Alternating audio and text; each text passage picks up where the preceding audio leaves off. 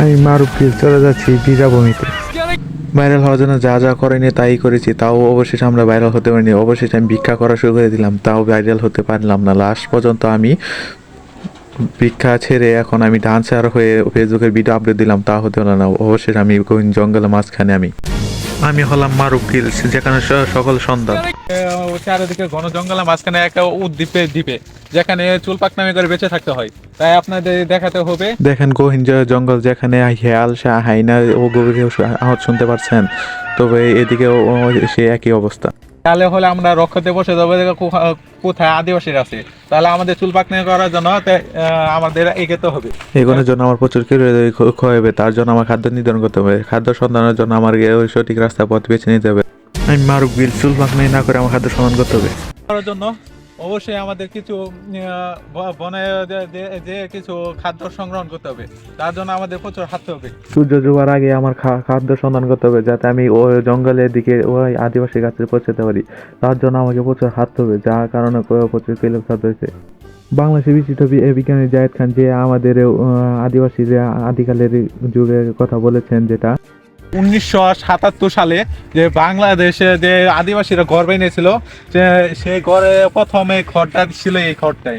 তাই জাহেদ খানের বালবাক নিয়ে কারণে সে আরেকটি কথা বলেছিল যে এখনকার আদিবাসীর বালবাক নিয়ে করার জন্য এই ফসলটি এখন নষ্ট হয়ে গেছে, যা পর্বতে হারিয়ে যাচ্ছে। যে এই ফসলটি আর দীর্ঘ 50 বছরের মধ্যে আর সম্ভব না। আমি অনেকক্ষণ ধরে খাদ্য সন্ধান করছি, যাই এখানে বোঝা যাচ্ছে এখানে কিছুটা খাদ্য সহ পাওয়া যাবে, তাই আমি অবশ্যই খাদ্য সন্ধানের জন্য আমি এগিয়ে যাচ্ছি। আমাদের টিকে থাকার জন্য লক্ষ্য রাখতে হবে মাটির দিকে, তার কারণ মাটিতে অবশ্যই খাদ্য নির্গত পড়ে থাকবে। তাই বাল বাকনাই না করে লক্ষ্য রাখতে হবে যে কোথায় আমাদের খাদ্য পড়ে রয়েছে। তার জন্য আমাদের একটু হাঁটতে হবে।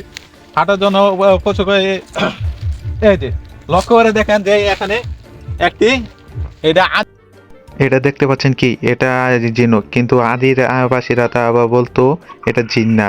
এটা থেকে আমি প্রচুর খাদ্য পেতাম, যা আমাকে থেকে আমি অনেক খাবার যোগান পেতাম তার জন্য, এবং এর থেকে আমি অনেক ক্যালোরি পেতাম, যা আমাকে রাস্তাতে এগোতে আর সাহায্য করতো।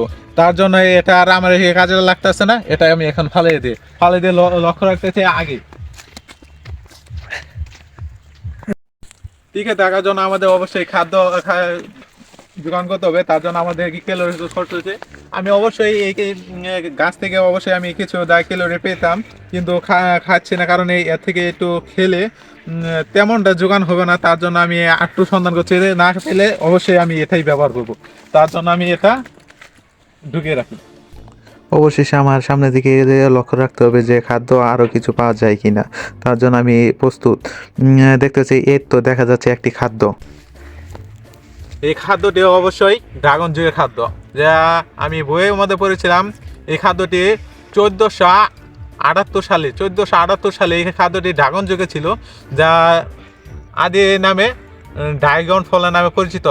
তাই এটি ড্রাগন মূত্র সময়ে একটি বিচি পরে গাছটি জ্বালিয়েছিল, যা এখন আমার খাদ্য হিসেবে ব্যবহার হচ্ছে। অনেক সুস্বাদু, কিন্তু এর মধ্যে রস তেমন নাই কে, তবু আমার অনেক খুব স্বাদ হতো। ওইটা ছুঁয়ে দিলাম। অবশ্যই আমাকে রাস্তায় যাইতে বেলায় খেতে হবে। এখন চলে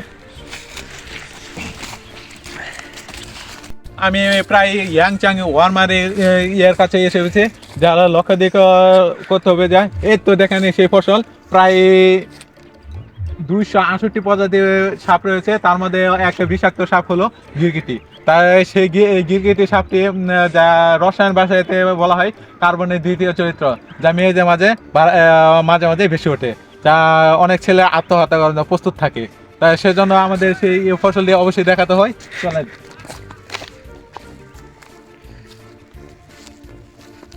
অবশেষে আমি ইয়াংচাং ওয়ারমার এলাকায় আমি পৌঁছে গেছি। তাদের ফসল রক্ষা করার জন্য দেখতেন সেফটি কার্ড ব্যবহার করছে, যা একটি অসাধারণ একটি প্রাণী যা এই ফসলটি খেয়ে পড়ে। তার জন্য তারা একটি অসাধারণ একটি সেফটি কার্ড ব্যবহার করছে, যা এই প্রাণীটি ভিতরে না আসতে পারে। সেফটি কার্ডটি খুব মজবুতভাবে দিয়েছে, যা একটি অসাধারণ সেফটি কার্ড। আপনাদের দেখা যায় এই ফসলটি অবশ্যই একটি বিষাক্ত ফসলের নামে দেখা যায়, কিন্তু এটা একটি সুস্বাদু ফসল, যা খেতে খুবই সুস্বাদু। এই সেফটি কার্ডটা অবশ্যই টপকা দেবে, যেখানে 268 সাথে তার মাঝখানে দিয়ে আমাকে যেতে হবে। তো সেফটি কার্ডটা অবশ্যই আমি ধরবো না, তবুও ছোঁয়া লাগলে আমার নির্ঘাত মৃত্যু হতে পারে। তার জন্য আমাকে সেফটি কার্ড দিয়ে অবশ্যই ভেঙে যেতে হবে, যার 268 সাপের মোকাবেলা করার জন্য আমি প্রস্তুত।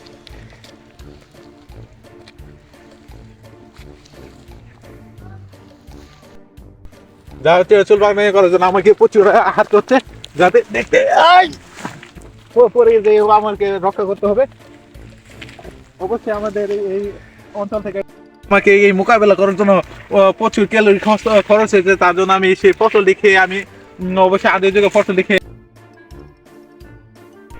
আমি সেই ড্রাগন ফল খেয়ে আমার শরীরে এখন প্রচুর পরিমাণ শক্তি, তাই আমি সেই গাছটিকে মুচড়ে আমি এগিয়ে যেতে পারছি।